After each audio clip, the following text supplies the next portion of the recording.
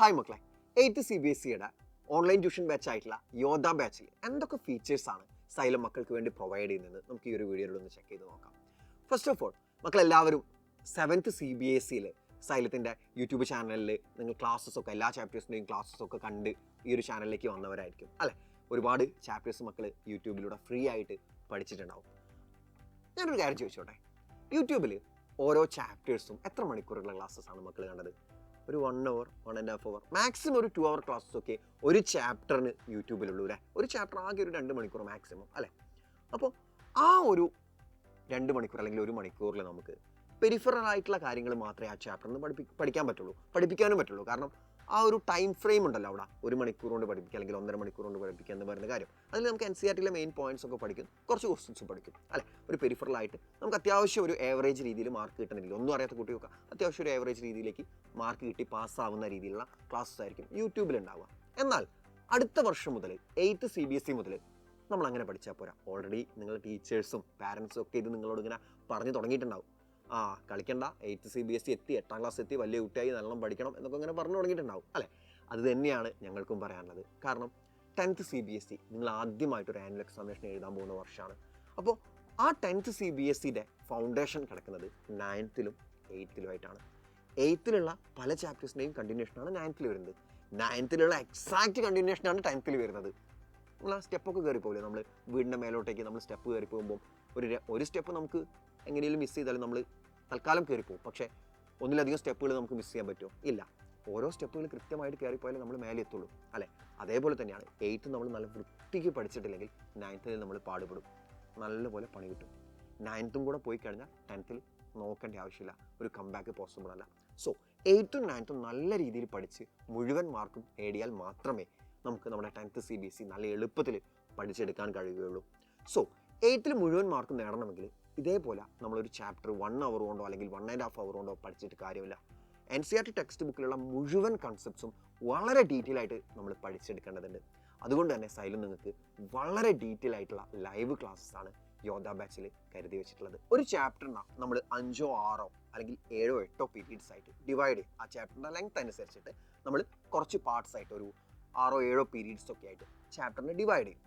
എന്നിട്ട് ഓരോ പീരീഡും ഒരു 1.5 hour, 1 to 1.5 hour അത്രയും ലെങ്തി ആയിട്ടുള്ള പീരീഡ്സ് ആയിട്ട് നമുക്ക് ലൈവ് ക്ലാസ്സസ് ഫാക്കൽറ്റീസ് ടീച്ചേഴ്സ് എടുത്തു തരും. നിങ്ങൾ ആ 7ാം ക്ലാസ്സിൽ പഠിപ്പിച്ച 7th പഠിപ്പിച്ച ഒരുപാട് ടീച്ചേഴ്സ് ഉണ്ടാവും. അതല്ലാതെ കുറച്ച് പുതിയ ടീച്ചേഴ്സും ഉണ്ടാവും. ഈ ടീച്ചേഴ്സ് എല്ലാം തന്നെ 8, 9, 10, +1, +2 CBSE എത്രയോ കാലമായിട്ട് എടുത്ത് എക്സ്പീരിയൻസ് ഉള്ളവരായിരിക്കും. സോ ഈ ടീച്ചേഴ്സ് ലൈവായിട്ട് വന്നിട്ട് മക്കളെ ഒരു ചാപ്റ്റർ 4 or 5 പീരീഡ്സ് ആയിട്ട് പഠിപ്പിക്കുകയാണ് ചെയ്യുക. ഒരു ദിവസം ആകെ ഒരു ക്ലാസ് ഉണ്ടാവുള്ളൂ, ആകെ ഒരു ക്ലാസ് മാത്രമേ ഒരു ദിവസം ഉണ്ടാവുള്ളൂ. ഒരു 1 hour to 1.5 hour മാത്രമേ ഈ ക്ലാസ് ഉണ്ടാവുള്ളൂ. ആൻഡ് സിൻസ് ആ ക്ലാസ് ലൈവ് ക്ലാസ് ആയതുകൊണ്ട് തന്നെ നമുക്ക് മക്കൾക്ക് ലൈവായിട്ട് ഡൗട്ട്സുകൾ അതിൻ്റെ കമൻറ്റ് ബോക്സിൽ ചോദിക്കാൻ പറ്റും. ആ ലൈവ് ക്ലാസ്സിൻ്റെ കമൻറ്റ് ബോക്സിൽ ലൈവായിട്ട് മക്കൾക്ക് എന്തെങ്കിലും ഡൗട്ട് ഉണ്ടാവുകയാണെങ്കിൽ അത് ചോദിക്കാൻ പറ്റും. ആൻഡ് ആ ലൈവ് കഴിഞ്ഞിട്ടാണ് ഡൗട്ട് വരുന്നത് വെച്ചാൽ പേടിക്കേണ്ട, അതിന് സെപ്പറേറ്റ് ഡൗട്ട് ക്ലിയറൻസിലൊരു സെഷൻ ഉണ്ട്. നിങ്ങൾക്ക് ആ ടീച്ചർ എടുത്ത ഏത് പോർഷനിലാണോ ഡൗട്ട് ഉള്ളത് അതിൻ്റെ അടിയിൽ പോയിട്ട് കമൻറ്റ് ചെയ്യാനുള്ള കൃത്യമായിട്ടുള്ള ഓപ്ഷൻ നമ്മുടെ ആപ്ലിക്കേഷനിൽ സൈലന്റ് ലേണിംഗ് ആപ്പിൽ നിങ്ങൾക്ക് ലഭിക്കുന്നതായിരിക്കും. ആൻഡ് നിങ്ങളെല്ലാവരും നേരിടുന്നൊരു പ്രശ്നമാണ്, യൂട്യൂബിലൊക്കെ ക്ലാസ് കാണുന്ന സമയത്ത് അതിന് കൂടെ നോട്ട് എഴുതിയെടുക്കാൻ നിൽക്കും. അതിപ്പം വീഡിയോ പോസ്റ്റ് ചെയ്യണം അല്ലേ, എന്നിട്ട് നോട്ട് എഴുതിയെടുത്ത് വീണ്ടും റീസ്റ്റാർട്ട് ചെയ്യണം.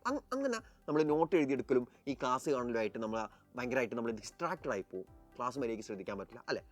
അതിനുള്ള കൃത്യമായിട്ടുള്ള പരിഹാരം, കൃത്യമായിട്ടുള്ള സൊല്യൂഷൻ നമുക്ക് യോധ ബാച്ചിൽ സൈലം പ്രൊവൈഡ് ചെയ്യുന്നുണ്ട്.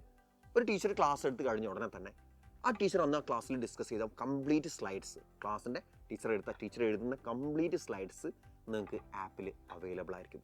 കംപ്ലീറ്റ് സ്ലൈഡ്സ് മക്കൾക്ക് ലഭിക്കും. ആൻഡ് മോറോവർ സ്കൂളിൽ നമ്മളൊരു ക്ലാസ് ഒരു ദിവസം പനിച്ചു, നമുക്ക് ഭയങ്കര പനിയായി, നമുക്ക് പോകാൻ പറ്റില്ല, സ്കൂളിൽ പോകാൻ പറ്റില്ല. അന്നെടുത്ത ക്ലാസ്സസ് നമുക്ക് പിന്നെ തിരിച്ചു കിട്ടുമോ? ഒരിക്കലും കിട്ടില്ല അല്ലേ, ഒരിക്കലും കിട്ടാൻ പോകുന്നില്ല. എന്നാൽ യോധ ബാച്ചിൽ അങ്ങനെയല്ല. നിങ്ങൾക്ക് ഒരു ദിവസം ഒട്ടും വയ്യാതായി, നിങ്ങൾക്ക് ക്ലാസ് അറ്റൻഡ് ചെയ്യാൻ പറ്റിയില്ല, ആ ക്ലാസ് ആപ്പിലുണ്ടാവും. നിങ്ങൾ യോധ ബാച്ച് ആപ്പ് ഓപ്പൺ ചെയ്ത് സൈലന്റ് ലേണിംഗ് ആപ്പ് ഓപ്പൺ ചെയ്ത് യോധ ബാച്ച് സെലക്ട് ചെയ്ത് കഴിഞ്ഞ് ഏത് സബ്ജക്റ്റാണോ അത് കൊടുത്തു കഴിഞ്ഞ് ഏത് ചാപ്റ്ററാണോ അത് എടുത്തു കഴിഞ്ഞാൽ, ഫോർ എക്സാമ്പിൾ മാത്തമാറ്റിക്സിലാണെങ്കിൽ മാത്തമാറ്റിക്സ് എടുത്തിട്ട് ചാപ്റ്റർ എടുത്തു കഴിഞ്ഞാൽ ആ ക്ലാസ് അവിടെ ഉണ്ടാവും. നിങ്ങൾക്ക് എത്ര വട്ടം വേണമെങ്കിലും ഈ ലൈവ് ക്ലാസ്സസ് കാണാൻ കഴിയും, എത്ര വട്ടം വേണമെങ്കിലും കാണാം. അത് നിങ്ങൾ ആനുവൽ എക്സാമിനേഷൻ ആവുന്നവരെ, ആനുവൽ എക്സാമിനേഷൻ കഴിയുന്നവരെ എത്ര പ്രാവശ്യം വേണമെങ്കിലും ക്ലാസ്സസ് എടുത്ത് കാണാൻ പറ്റും. നമുക്ക് സ്കൂളിൽ ഈ ഒരു ഓപ്ഷൻ ഇല്ല. ഒരു ടീച്ചർ ഒരു ചാപ്റ്റർ എടുത്തു കഴിഞ്ഞാൽ പിന്നെ ലാസ്റ്റിലേക്ക് അതിൻ്റെ ഒരു റിവിഷൻ ഉണ്ടാവും മേ ബി. അതല്ലാതെ ആ ക്ലാസ് വീണ്ടും കാണാനുള്ള ഓപ്ഷനൊന്നുമില്ല അല്ലേ. എന്നാൽ യോധ ബാച്ചിൽ കൃത്യമായിട്ട് നിങ്ങൾക്ക് എത്ര പ്രാവശ്യം വേണമെങ്കിലും ഇരുന്ന് വീണ്ടും വീണ്ടും ക്ലാസ് കാണാൻ കഴിയും. ആൻഡ് ഏറ്റവും കൂടുതൽ കുട്ടികൾ ഇപ്പോൾ നേരിടുന്നൊരു പ്രശ്നമാണ് MCQs. എക്സാം അറ്റൻഡ് ചെയ്യുന്ന സമയത്ത് ആനുവൽ എക്സാമിനേഷൻ്റെ കാര്യമാണ് പറയുന്നത്. ആദ്യത്തെ 20 ക്വസ്റ്റ്യൻസ് മാത്സിലായിക്കോട്ടെ, സയൻസിലായിക്കോട്ടെ, SST-ലായിക്കോട്ടെ, ഏത് സബ്ജക്റ്റിലായിക്കോട്ടെ, ആദ്യത്തെ 20 ക്വസ്റ്റ്യൻസ് MCQs ആണ്. ആദ്യത്തെ 20 ക്വസ്റ്റ്യൻസ് 20 ക്വസ്റ്റ്യൻസ് MCQs ആണ്. മാത്സിലാണെങ്കിൽ ഒരു 38ഓളം ക്വസ്റ്റ്യൻസ് ഉണ്ടാവും ഒരു എക്സാമിന്, ആനുവൽ എക്സാമിനേഷന്. ഈ 38 ക്വസ്റ്റ്യൻസിൽ 20 എണ്ണം MCQs ആണ്. എന്നാൽ ആകെ ഒരു മാർക്ക് ഒരു ക്വസ്റ്റ്യൻ ഉള്ളതാണ്. ആകെ ഒരു മാർക്കേ ഉള്ളൂ. 20 എണ്ണം അറ്റൻഡ് ചെയ്താൽ 20 മാർക്ക് മാത്രമേ കിട്ടുള്ളൂ. 80-ൽ 20 മാർക്ക് മാത്രമേ കിട്ടുള്ളൂ. നിങ്ങൾ ആലോചിക്കുക, 38 ക്വസ്റ്റ്യൻസിൽ 20 ക്വസ്റ്റ്യൻസ് MCQs ആണ്. എന്നാൽ ഔട്ട് ഓഫ് 80-ൽ 20 മാർക്ക് മാത്രമേ ആ ക്വസ്റ്റ്യൻസിന് ഉള്ളൂ. താനും ഈ MCQs മാത്രമേ എഴുതാനേ സമയമുള്ളൂ എന്നൊക്കെ പറഞ്ഞ കുട്ടികളുണ്ട് ഒരുപാട്.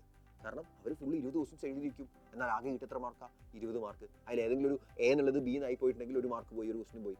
അങ്ങനെ വളരെ ചുരുങ്ങിയ മാർക്ക് മാത്രം കിട്ടിയിട്ട് പാസ്സാവേണ്ടി വരുന്ന കുട്ടികളുണ്ട്. കാരണം MCQs അവർക്ക് ക്രാക്ക് ചെയ്യാൻ പറ്റുന്നില്ല.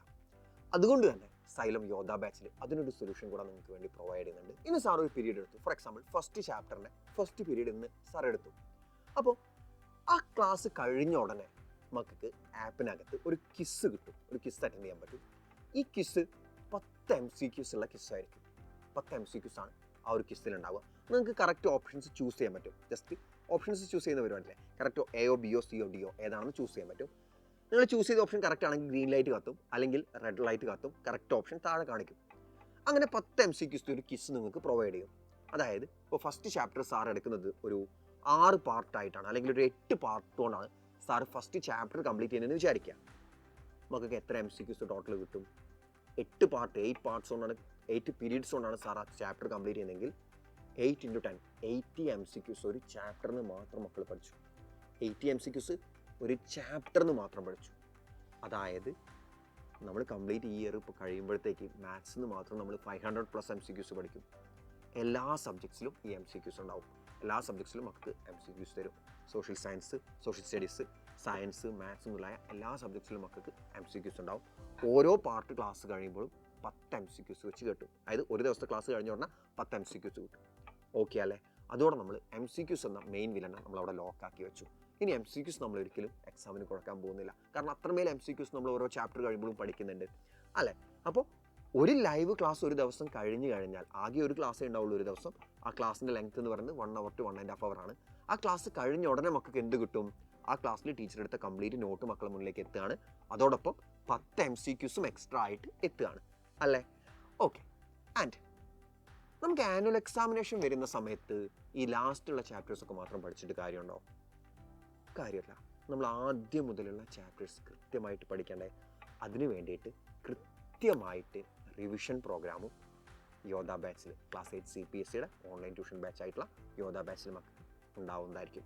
നമ്മൾ ഫസ്റ്റ് മുതലുള്ള എല്ലാ ചാപ്റ്റേഴ്സും കൃത്യമായിട്ട് റിവൈസ് ചെയ്യുന്നതായിരിക്കും. മുഴുവൻ നിങ്ങളെ ഒന്നുകൂടെ പഠിപ്പിച്ച് തരുന്നതായിരിക്കും. ആൻഡ് അത് നിങ്ങളെ ആനുവൽ എക്സാമിനേഷൻ തുടങ്ങുന്നതിൻ്റെ മുന്നേ തന്നെ കൃത്യമായിട്ട് ഉണ്ടാവുന്നതായിരിക്കും. അതോടൊപ്പം മക്കളെ നമ്മുടെ complete class NCERT text book oriented ആയിരിക്കും.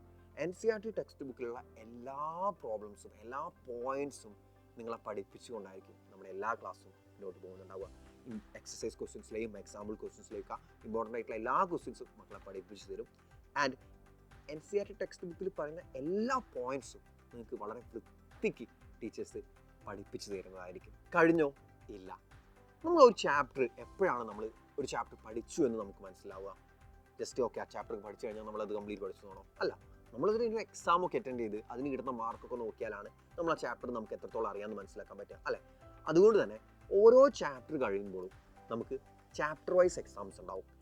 എല്ലാ ചാപ്റ്റേഴ്സിനും ചാപ്റ്റർ വൈസ് എക്സാംസ് ഉണ്ടാവും. ആ ചാപ്റ്റർ വൈസ് എക്സാംസ് മക്കൾ കൃത്യമായിട്ട് അറ്റൻഡ് ചെയ്ത് കഴിഞ്ഞാൽ അന്ന് തന്നെ അതിൻ്റെ ആൻസർ കീ ഡിസ്കഷൻ്റെ വീഡിയോയും മക്കളുടെ മുന്നിലേക്ക് എത്തുന്നതായിരിക്കും.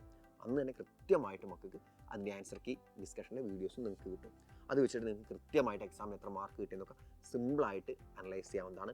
അതിൻ്റെ മാർക്ക് നോക്കിയിട്ട് നിങ്ങൾക്ക് അടുത്ത എക്സാമിന് നല്ല രീതിക്ക് ഇനിയും ഇമ്പ്രൂവ്മെൻറ്റ് ആവശ്യമുണ്ടെങ്കിൽ ഇനിയും നല്ല രീതിക്ക് പ്രിപ്പയർ ചെയ്യാൻ പറ്റുന്നതാണ്. ആൻഡ് അതോടൊപ്പം ചാപ്റ്റർ വൈസ് എക്സാംസ് അല്ലാതെ ടേം എക്സാംസ് ഇല്ലേ നമുക്ക് സ്കൂളുകളിൽ, അതേപോലെ തന്നെ സൈലത്തിലും യോധ ബാച്ചിലും മോഡൽ എക്സാംസ് ഉണ്ടാവും. മോഡൽ എക്സാംസ് അല്ല ടേം എക്സാംസ് ഉണ്ടാവും. അത് കഴിഞ്ഞ് ലാസ്റ്റ് ആനുവൽ എക്സാമിനേഷന് മുന്നേ ഒരു മോഡൽ എക്സാമിനേഷനും ആനുവൽ എക്സാമിനേഷനും യോദ്ധ ബാച്ചിൽ നിങ്ങൾക്ക് കൃത്യമായിട്ട് അവൈലബിൾ ആവുന്നതായിരിക്കും. സോ ഇങ്ങനെ ഒരു സെറ്റ് ഓഫ് എക്സാംസിൻ്റെ ബേസിൽ നമ്മൾ പഠിച്ചതെല്ലാം മതിയോ, അത് ഇനഫ് ആണോ എന്ന് നമുക്ക് സ്വയം അനലൈസ് ചെയ്യാനുള്ള ഒരു ഓപ്ഷൻ നിങ്ങൾക്ക് യോദ്ധ ബാച്ചിൽ ലഭിക്കുന്നതായിരിക്കും. സോ ഇനിയും ഏതെങ്കിലും മക്കൾ 8th CBSEൻ്റെ ട്യൂഷൻ ബാച്ച് ആയിട്ടുള്ള യോദ്ധ ബാച്ചിൽ ജോയിൻ ചെയ്യാൻ ബാക്കിയുണ്ടെങ്കിൽ എത്രയും പെട്ടെന്ന് സൈലം ലേണിംഗ് ആപ്പ് ഡൗൺലോഡ് ചെയ്തിട്ട് യോദ്ധ ബാച്ചിൽ ജോയിൻ ചെയ്യാവുന്നതാണ്. ഇനി അതും അല്ലെങ്കിൽ മക്കൾക്ക് സ്ക്രീനിൽ കാണുന്ന നമ്പറിൽ കോൺടാക്ട് ചെയ്തിട്ട് യോദ്ധ ബാച്ചിൽ ജോയിൻ ചെയ്യാവുന്നതാണ്. എത്രയും പെട്ടെന്ന് തന്നെ ജോയിൻ ചെയ്യാം. നമുക്ക് ആദ്യം മുതലേ പഠിച്ച് ഗംഭീരമായിട്ട് 8th CBSE ക്രാക്ക് ചെയ്ത് മുഴുവൻ വിഷയങ്ങളും മുഴുവൻ സബ്ജക്ട്സിലും നമുക്ക് A1 അല്ലെങ്കിൽ മുഴുവൻ മാർക്കും വാങ്ങുക തന്നെ വേണം. സോ സൈലത്തിൻ്റെ കൂടെ അതിഗംഭീരമായിട്ട് നമുക്ക് 8th CBSE പഠിച്ചെടുക്കാം.